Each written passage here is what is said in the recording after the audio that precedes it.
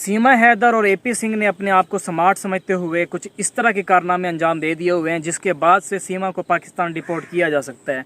कुछ गलतियां हुई हैं, बहुत बड़ी गलतियां हुई हैं दोनों से। कौन कौन सी गलतियां हुई हैं आज की वीडियो में मैंने आपको ये सारा एक्सप्लेन करना है। और एक ख़ास वीडियो का लिंक डिस्क्रिप्शन के अंदर भी मौजूद है, पहले कमेंट में भी मौजूद है। काइंडली आप इस वीडियो को ज़रूर देखिएगा, जिससे आपको पता चलेगा कि सीमा पाकिस्तान में किस तरह के गुल खिला रही थी। सारा कुछ इस वीडियो के अंदर एक्सप्लेन किया है मैंने। चाहे तो आप पहले इस वीडियो को देख लें, चाहे तो आप पहले लिंक जो मैंने दिया है उस वीडियो को देख लें, आपको काफ़ी कुछ देखने को मिलेगा। अस्सलाम वालेकुम। सीमा हैदर की थोड़ी बहुत जो इज़्ज़त मेरे दिल में पहले थी, हमदर्दी वाली इज़्ज़त थी। आप ये मत समझिएगा कि उसने अच्छा काम किया या कोई इस तरह से, वो वाली इज़्ज़त बिल्कुल भी नहीं थी, क्योंकि उसने बहुत ही बुरा काम किया है। अपने बच्चों को भी ले गई है, उनको भी बेचारों को रोल रही है, और आगे जो कर रही है आपको पता ही है, इसको बात करने की ज़रूरत ही नहीं है। तो इज़्ज़त किस वजह से गई है? एक तो उसने पहले पाकिस्तान को बुरा भला कहा, फिर आगे से उसने ये बात तस्लीम की कि जज्बात में आके कहा था, और वो भी सिर्फ इस वजह से उसने ये बात किया कि मैं जज्बात में आ गई थी क्योंकि एंकर ने उससे कहा, सवाल किया कि देखिए पाकिस्तान ने आपका कुछ भी नहीं बिगाड़ा, बकौल आपके ऊपर कोई केस भी नहीं है, मतलब सीमा के मुताबिक कि मेरे ऊपर कोई केस भी नहीं है। तो इस बात को भी सामने रखते हुए कि आपके ऊपर कोई केस भी नहीं है और ना ही कोई आपके साथ मसला हुआ है, तब आपने पाकिस्तान को बुरा क्यों कहा? तो आगे से लेम एक्सक्यूज़ ये दिया गया कि क्योंकि पाकिस्तान के लोग अच्छे नहीं होते, वो मेरे साथ मसले कर रहे थे, मेरे पैसे भी छीन लिए। और भाई तुझसे पैसे क्यों छीनेंगे? इसने किसी को खिला दिए होंगे, इसके दोस्त भी तो थे ना कुछ। सीमा हैदर से बहुत बड़ी गलती हुई है, वो गलती है क्या, वही मैं अभी आपको बताने लगा हूँ कि इससे बड़ी गलती सीमा कोई कर ही नहीं सकती। वजह क्या है कि इससे बड़ी कोई गलती नहीं हो सकती। सीमा ने कहा कि जो बलोच होते हैं ये लोग अच्छे नहीं होते, ये अपनी औरतों की इज़्ज़त नहीं करते, और अगर मैं पाकिस्तान वापस जाती हूँ तो ये मुझे मार देंगे। देखिए जो इसने काम किया है इसमें इसको तलाक तो होगी ही होगी, बाकी मारने मराने वाली बातें नहीं होनी, क्योंकि कानून इन्वॉल्व होता है। ऐसा कुछ भी नहीं है, ऐसा बिल्कुल भी नहीं है कि जी फलां बंदा मार देगा, ये वो कर देगा इस तरह से। देखिए अच्छे बुरे लोग हर जगह पे होते हैं, शायद कोई ऐसा मसला हुआ हो किसी के साथ तो वो अलग बात है, क्योंकि हिंदुओं में, मुसलमानों में तलाक़ें, लड़ाइयाँ, झगड़े ये घर की आम बात है। हमारे इंडिया पाकिस्तान में तो ये आम बात है। सास का मसला, बहू का मसला, ससुर का मसला, वो बहनोई का मसला, भाई का मसला, पता नहीं क्या क्या चीज़ें चल रही हैं। तो अब मैं बात करता हूँ आपके साथ अपनी बात को एक्सप्लेन करने के लिए कि सीमा से जो ये गलती हुई है और इसने बुरा भला कहा है बलोचों को, तो बलोचों की हकीकत क्या है? इसके मुंह से खुद निकला था कि आप इंटरनेट पे सर्च कर लें बलोच किस तरह के लोग होते हैं। तो बलोचों के बारे में जब आप सर्च करेंगे तो आप कहेंगे काश हम भी बलोच होते। बलोच क्यों होते? बलोचों में एक तो ये है कि जैसे मेरी किसी के साथ दुश्मनी है, मैं बलोच हूँ और मेरा दुश्मन मेरे ही घर पे आ गया है और आके मेहमान बनाए मेरा, तो मैं उसका अच्छे से इस्तकबाल करूँगा, खाना पीना अच्छा, रहना उसका अच्छा, चाहे मेरी उसके साथ दुश्मनी भी है। दुश्मनी मेरी उसकी घर के बाहर है, मेरे घर के बाहर है, मेरे घर में वो आ गया है तो मैं उसको पनाह भी दूंगा, चाहे मैंने इन फ्यूचर उसका कत्ल भी करना हो। मतलब इतनी बड़ी बात मैं कर रहा हूँ अभी। अगर इंसाफ की बात की जाए, अच्छा पाकिस्तान में बलोचों में, कुछ बलोचों में जिरगा सिस्टम है लेकिन पुलिस इन्वॉल्व होती है। अब बात करते हैं कि इंसाफ कितनी देर से मिलता है, कितना जल्दी मिलता है। इंडिया पाकिस्तान आपको पता ही है। इंडिया में एक बंदे ने इंसाफ लेना था, ये शो कराना था, ये साबित करना था कि मैं ज़िंदा हूँ। इस चीज़ को साबित करने में बेचारे को 10 साल लग गए थे कि मैं ज़िंदा हूँ। ठीक है, तो यहाँ से आप अंदाज़ा लगा लें इंसाफ हमारे यहाँ कैसे मिलता है। मणिपुर में क्या क्या हो रहा है, क्या उन लोगों को इंसाफ मिल रहा है? नहीं मिल रहा, बिल्कुल भी नहीं मिल रहा। इधर सेम इसी तरह से पाकिस्तान में भी इस तरह के मसाइल होते हैं, इंसाफ नहीं मिलते होते।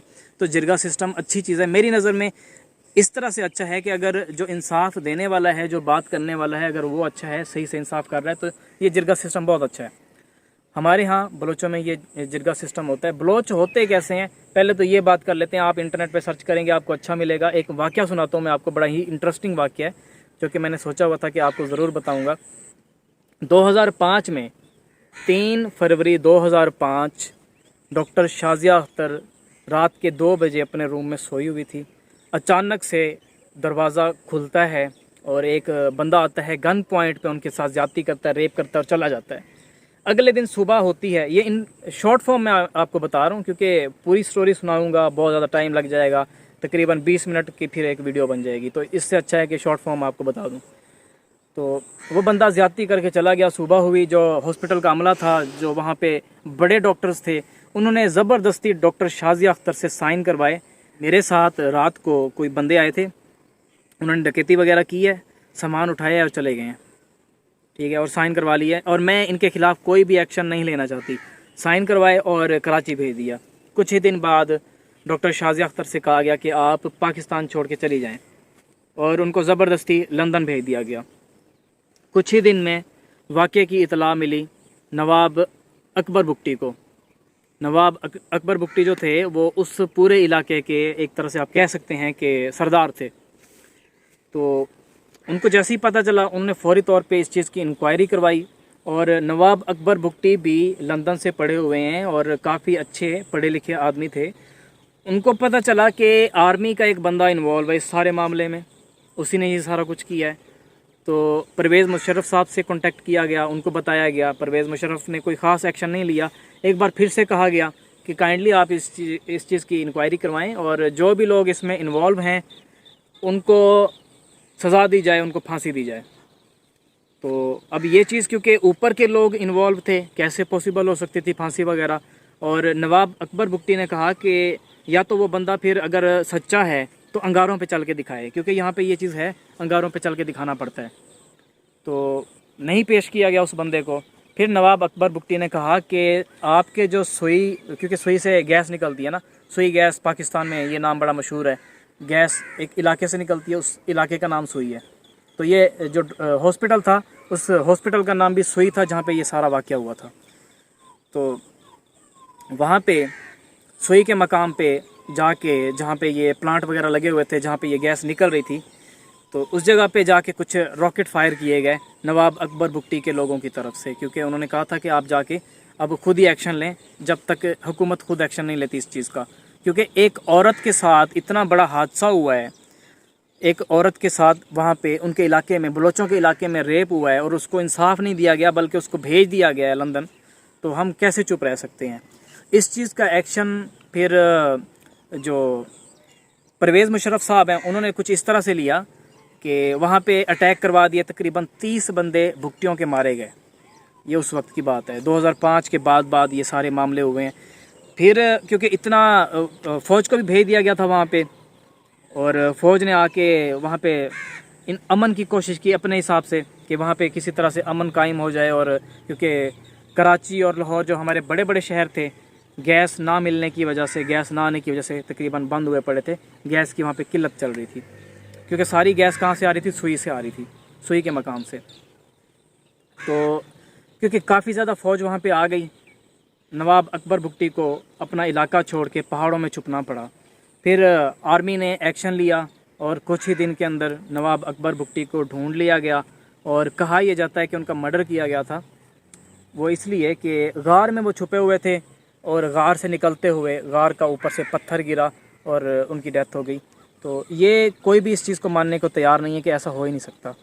तो ये सारा मामला हुआ था, मतलब कि एक बंदे ने अपनी भी जान दे दी, अपने लोगों की भी जान दे दी, सिर्फ इस वजह से कि एक औरत को इंसाफ मिल जाए। तो ये कैसे पॉसिबल है? ये कैसे पॉसिबल है कि सीमा हैदर को पाकिस्तान में आके इंसाफ ना मिले? अगर सीमा सच्ची है, उसके साथ ज़्यादती हुई है, और जो हैदर भाई हैं वो उसको मारा करते थे, तो हैदर भाई खुद नहीं बचेंगे, उनको उठा दिया जाएगा, उनको जेल हो जाएगी।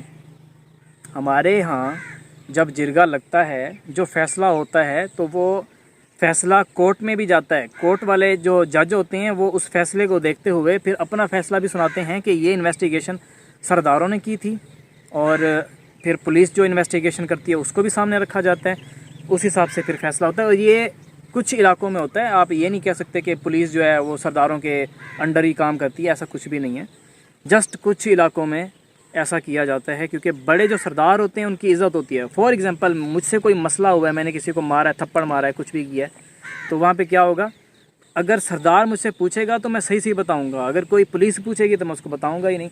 तो इसलिए सरदारों की इज़्ज़त की वजह से बलोचों में ये चीज़ होती है, और पुलिस को भी पता होता है कि सरदार को सारा कुछ सही से बताया जाएगा। ये जस्ट एक मैं बात आपको बता रहा हूँ फॉर योर नॉलेज। तो ये सारा कुछ है।